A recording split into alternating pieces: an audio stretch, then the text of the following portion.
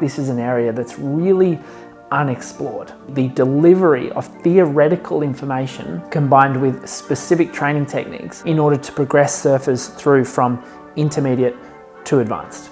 Airs, tube riding, rotational maneuvers. We are at the pinnacle of the surfing experience now. Getting tubed really becomes your main focus. Remember those two areas, pace here and space here.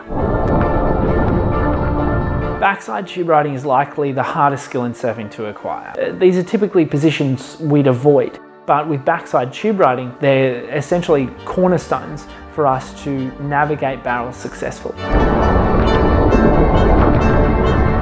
Rotating in air requires a few things. The surfer creates a sling through the body that gets carried into the back leg, kicking out of the lip. I love these parts of surfing. Let's begin the Advanced Surfer's Roadmap.